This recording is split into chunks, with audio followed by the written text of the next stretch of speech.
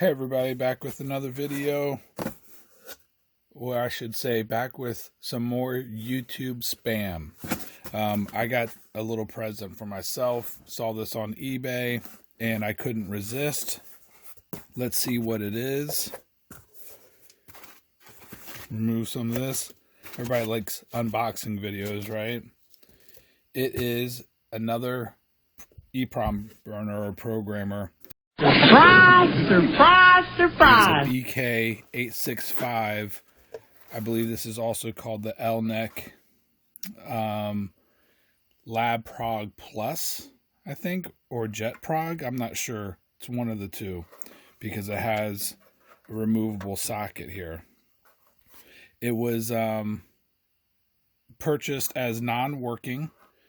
Let's see here, the dip looks okay, I think, but it said did not power up. Here we go. Serial number 113223 BK865. Sold as is, no returns, won't power up, but it doesn't have a power supply. So I was thinking maybe it works fine, and I already have a power supply for my BK864. So let's take this to the bench and see if the damn thing works.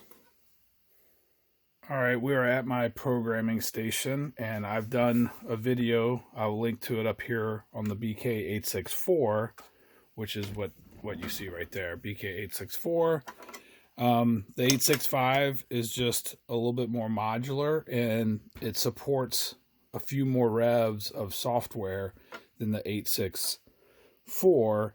That's why I figured I would try it out. So let me unplug this, power up my Windows XP PC, and I'll be right back. All right, I have it plugged in with the same power adapter that I have for the 864, although I'll show this later.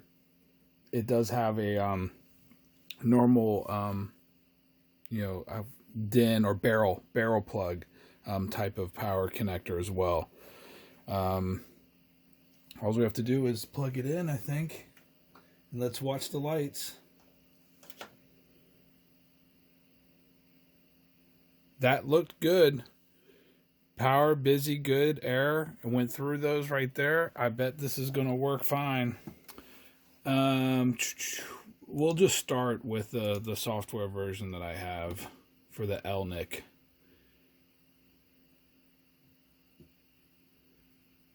See what version this is.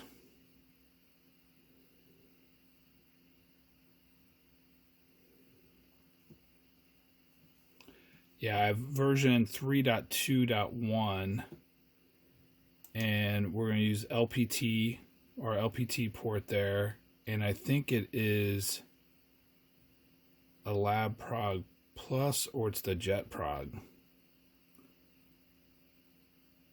I think it's the JetProg, right?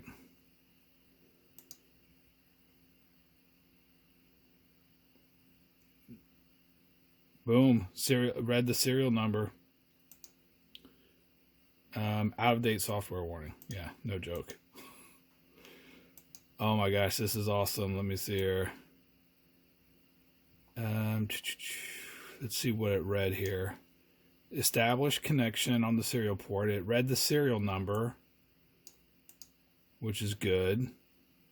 And then it chose my last selected chip when I had this programmer up, D2764. We should be able to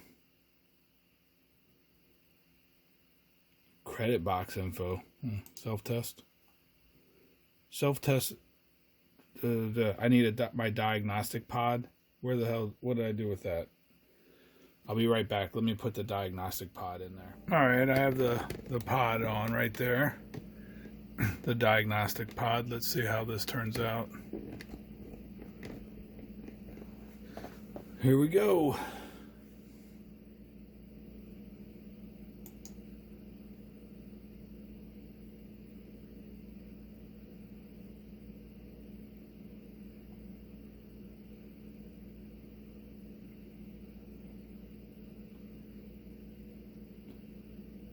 Testing RAM, pin drivers. Power supplies. Boom.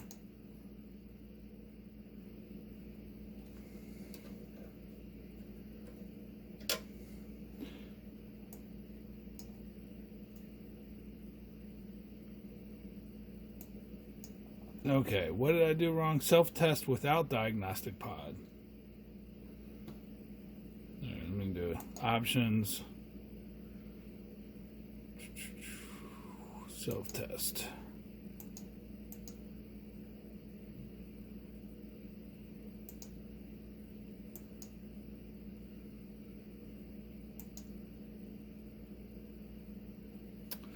All right, let me run through that one more time.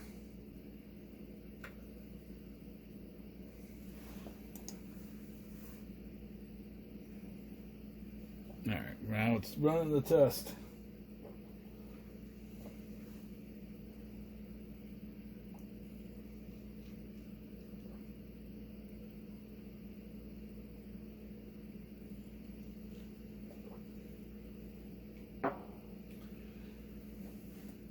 Remove the diagnostics.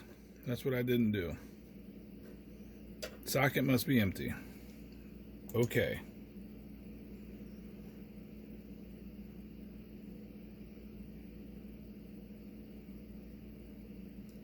Self-test without diagnostic pods. And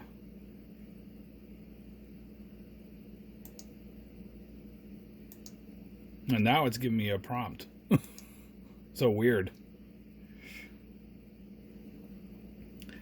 Regardless, the damn thing is passing. Self-test is passed. Now let me figure out what version of software I can download for this thing. I'm just trying to find out what's the latest version. I think, what version did I boot up here? This is 3.32b, created in May of 2017. And I should be able to do this in demo mode. And then if I do device, what I want to check is a PLS 153. Oh, what the heck? Programmer, device, help, supported programmers. Yeah, see. Oh, demo mode. Let me close this out. Can't remember what the heck I did.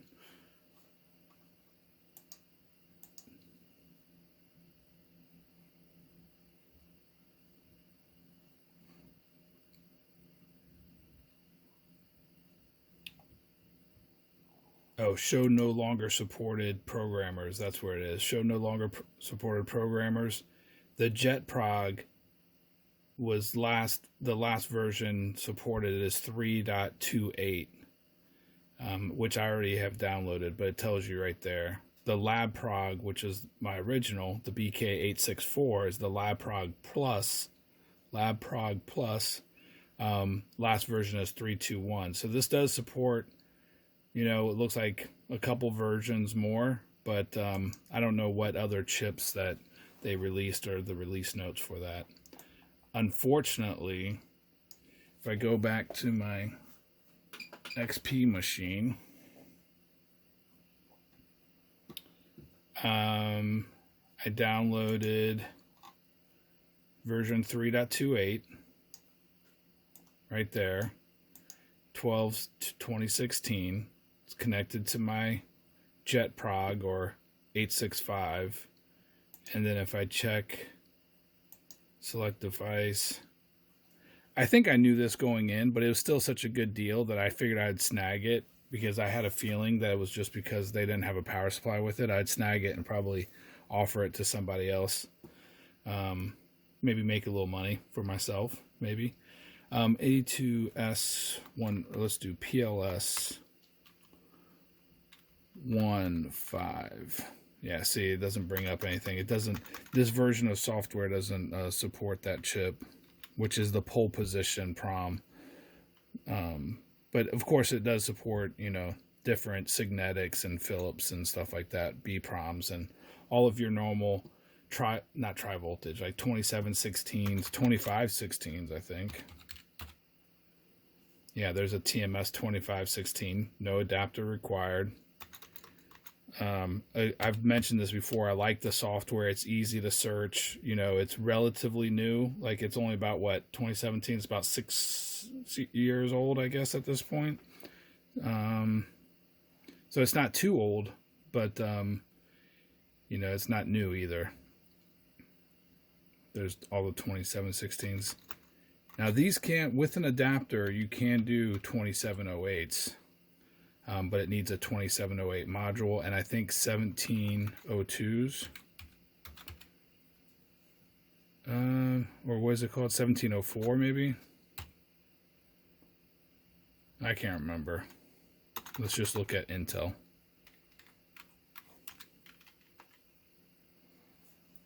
$2704. Yeah, see, the 2704 requires, I thought they were 17s. So, all right, whatever. Can't remember. 2704 requires the 2708 module.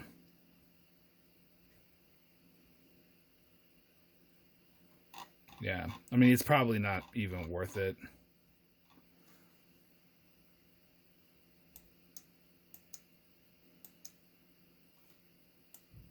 If I do all and just search, maybe I search on 2708 module.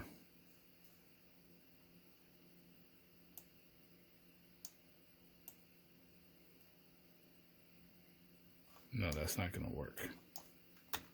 Let's do all. No, I can't sort based off that. I want to find all the ones that have 2708 modules, so that 2708 module supports. I'm sure there's a way to find that out, but all right, I figured we'd take them to the bench real quick here and compare the 865 to the 864. So this is the JetProg versus the LabProg Plus. This one is in very good condition, by the way. Power supply is this is 864. It's the same, but it's a 12 volt AC or 15 volt DC. I think they rate it at 1 amp. I actually have a 4 amp power supply on mine that I had to modify, and since this one didn't come with a power supply, I'll have to do the same thing. Buy a 15 volt DC power supply and then modify the connector end potentially to like, it's almost like a S-video type of connector, but I bought extras, so I have some of those. Anyway, parallel port 864, and you can see it has busy, good error lights and a green power light, and mine came with a nice little ZIF insertion sock cover. Now the 865, let me actually just move that out of the way. There we go. How about that? Now here the layout's a little bit different. Power, busy, good, air are smaller and over to the right side, or at least the power light's smaller. You have the yes button to keep hitting program. It like repeats the last action or something like that in the software. But the JetProg was expandable, and you can get different modules, including a module that programs multiple chips. Like it might have 8 different programmable stations, if you will. So here's what the module looks like on the underside, types of connections it has. You can see the Elnec. It's not B&K. B&K rebranded this Elnec from Slovakia, is where it comes from. 48 pins, which is ideal for at least the arcade hobbyists. Now this ZIF socket does look like it's got a little bit more wear and tear on it. Could be cleaned up or even replaced potentially, and it doesn't look like it would be difficult to replace it. I bet you could just replace the top portion without unsoldering it, I bet. The other thing this has is a ESD jack for discharging, a discharge wristband, for example.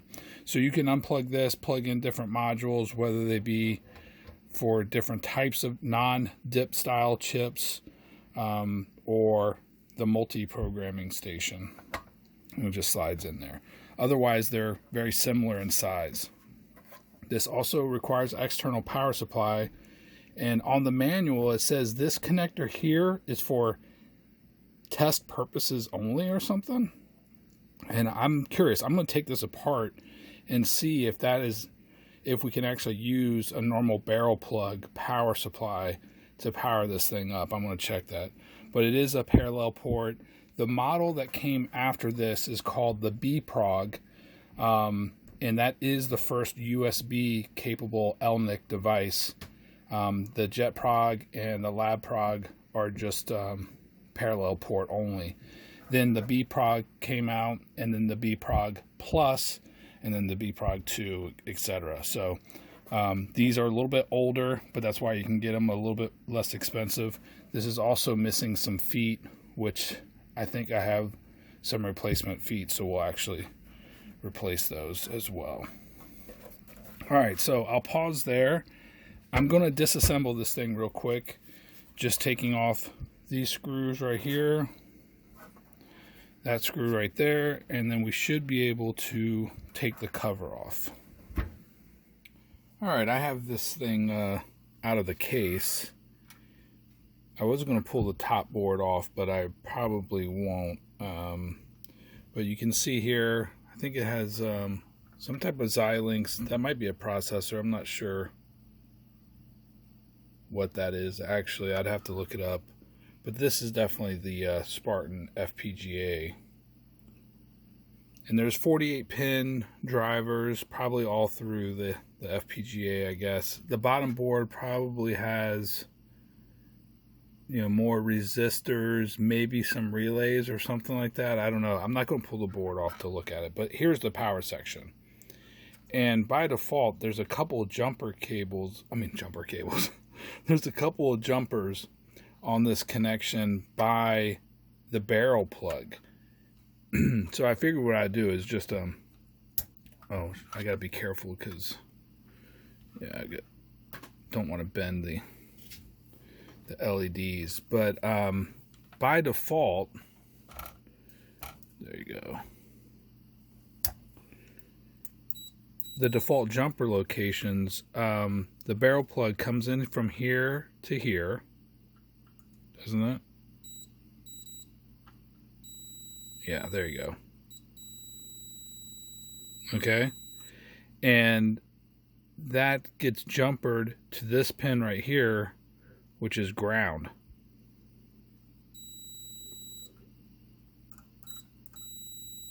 It's this ground trace right here. Now this is the S-Video, whatever the other DIN style connector is here. And, these are ground. But this is, I think, all three of these, I think, are maybe positive voltage, and these three are negative, or vice versa. I'm not sure, because it can accept AC voltage or DC voltage. So one side is negative and one side is positive, basically, and there's 3 pins that you connect to. So if I just show you here, but these are not connected to each other. But these are. So that's the 5-pin DIN style, or 6 or whatever pin DIN connector. But the barrel connector, both connectors basically get connected to ground with that jumper configuration right there. But I can remove the jumpers and move them over, and that will connect positive and negative of that DIN over to this diode here, at least one of the sides, probably to rectify it in case it's AC.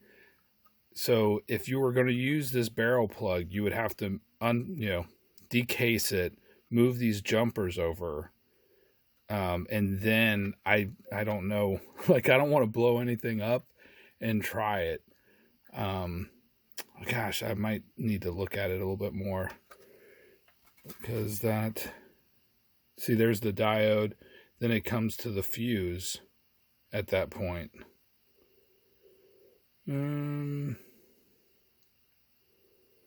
Yeah, I mean, basically jumpers, because both of those are tied together.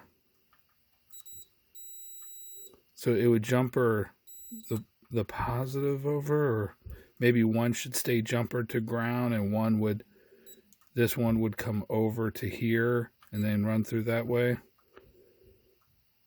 I don't know. It's kind of risky since I don't have a schematic to I'd have to really trace that out. Goes to this diode, to that fuse, and then what? I don't even know if that fuse applies to anything from the 5-pin connector.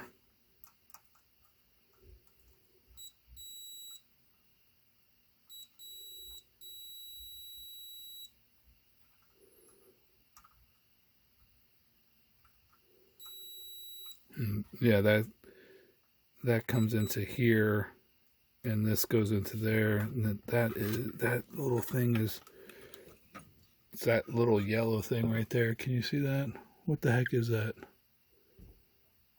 I don't know what that yellow part is. Is that a different kind of fuse, that little yellow thing? I don't know what that is.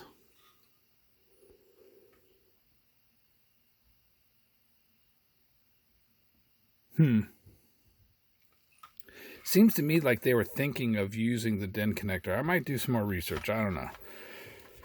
Otherwise, I just have to make another connector for this 5-pin, 6-pin. 1, 2, 3, 4, 5, 6, or 7. I don't know. DIN connector. Hopefully you can see this okay. Yeah, so it says, where's my mouse at? This is internal use connector. So again, maybe they were planning to change from this style connector for the power supply to a barrel style. I don't know. So why would they do that? Or maybe it was just for them when they were servicing the units, they could plug in a barrel connector there, move the jumpers, and it would work. But they didn't feel like that should be the production method or something. Because they wanted to sell proprietary power supplies. Who knows? Like, one of the things about the JetProg is, it was them, kind of trying to get to, sell customized adapters and stuff instead of like per socket adapters. They were doing, customized stuff. But you can do like the multiple sockets and stuff. So that's kind of cool. But yeah, I mean, for arcade use case, I'm going to use it just like the 864, so I don't know if I'm going to keep it, honestly. I am going to make a power supply for it. I will make it this way just to be 100% certain that it works and everything, and it looks like it's pretty easy. Doesn't matter if it's negative or positive on which side. These 3 pins, like I just showed, are tied together. These 3 pins are tied together. And, you can have positive 15 volts and the negative over here. It can be AC power. Doesn't really matter. 1 amp. Now, again, I'm getting like either a 3 amp or a 4 amp power supply. It doesn't really matter, but it only requires 1 amp. But hey, a little bit more isn't going to hurt you. Yeah, instead of showing you, I'll link to my 864 video. So instead of showing you like programming chips, I just wanted to mention, like, yes, 2708s, it can do proms. The nice thing is it can do Tesla proms, which are a little bit cheaper and still can be found even though they're overseas, for arcade purposes and stuff. So I'm not as interested in the other things, like PLDs and all that stuff, but it does all that crap as well. The ISP connector in service programming or whatever requires a different, unit or connector on the top. So the other thing that's kind of interesting is it has 48 pin drivers for the 48 pins, but it's 1.8 volts to 26 volts. So, full current overcurrent shutdown, all that stuff. But it also does a continuity test. Each pin is tested before every programming operation. So I know I'm just kind of reading the manual. I'm just like highlighting a few things. I do like the fact that originally it came with its own test, a diagnostics, cart kind of thing, but I already ran through that, showed you this one didn't come with that. But I think that's it. I mean, it's basically the 864 as far as arcade purposes go. I don't think it's going to be that much different from that standpoint. See, that's what the JetProg looks like, and it comes with a USB as well as a parallel port. Same power supply connector, which is just interesting to me, but it's easy enough to make one. Honestly, I've done it already. And let me scroll down and show you.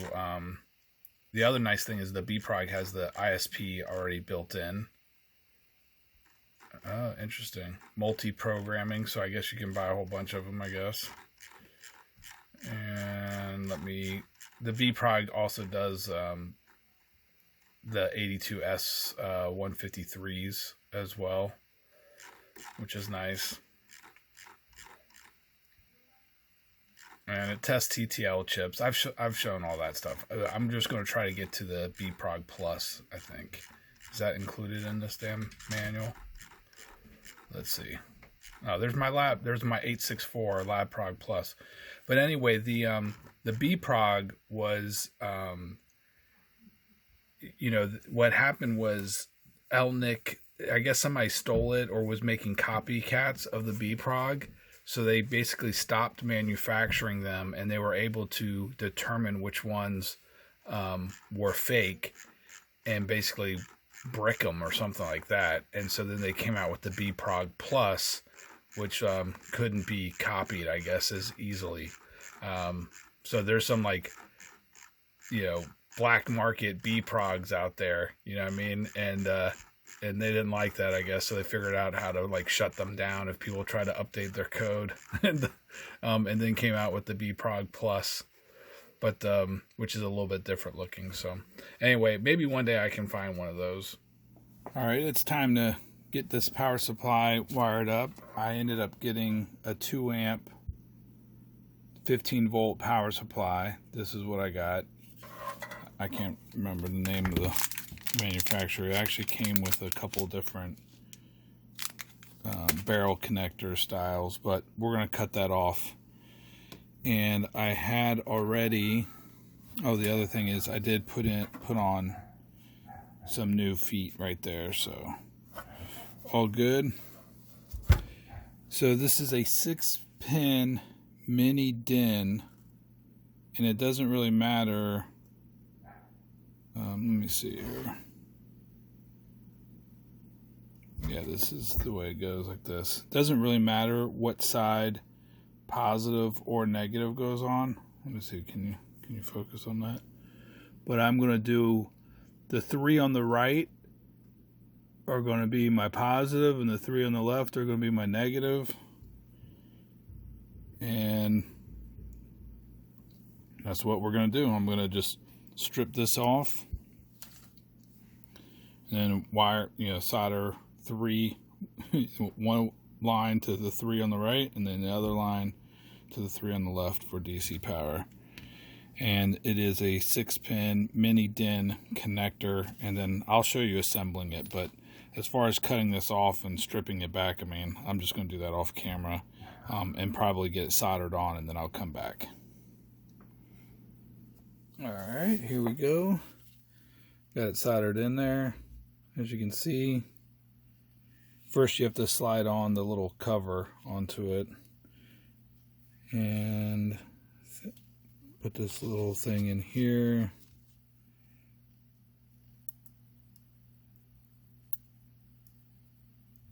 See, it's hard for me to do this stuff on camera because I can't really see. All right, that looks good.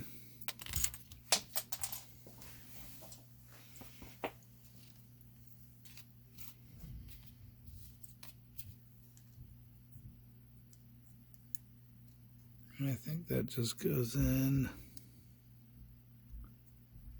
That must go like this. Yeah.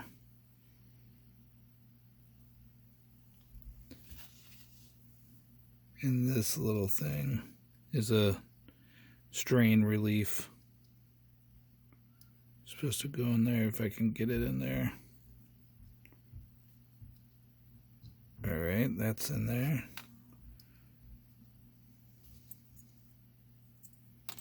So I'm just supposed to clamp the strain relief down, I guess.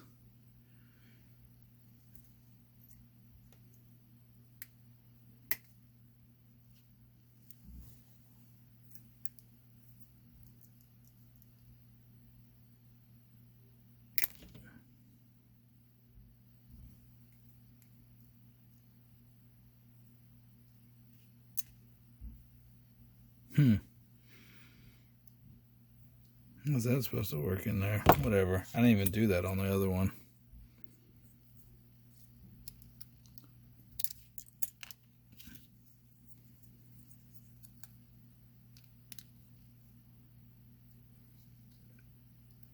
Yeah, that strain relief is gonna have to...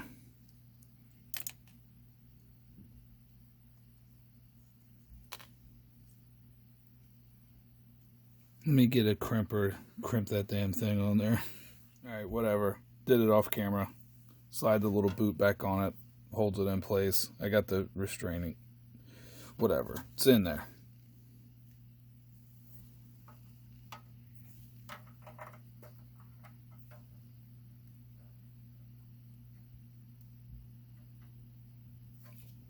And it's got a little arrow on it.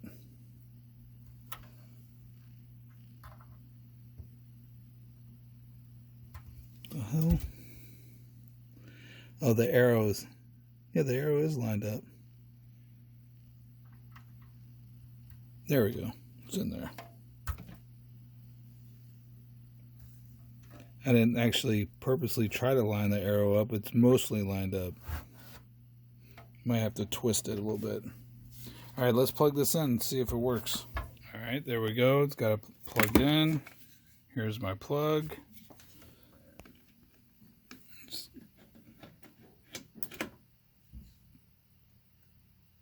That looked good. Let's get this on.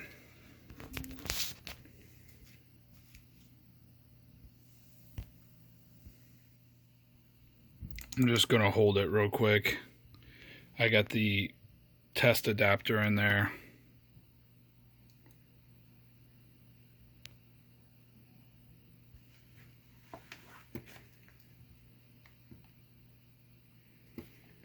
Alright, we're going to go to Programmer.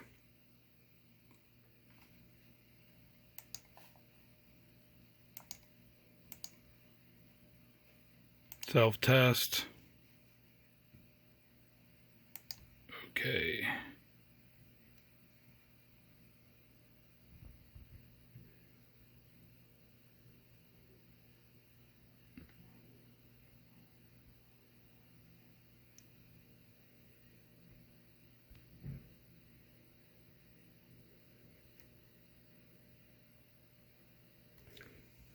Then remove this thing.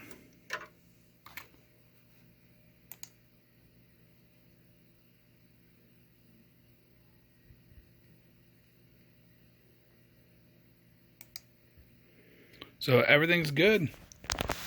865, and I think that I'm going to wrap the video up and list this thing for sale with a new power supply, but I don't have the cable, a spare parallel cable, but that's no big deal.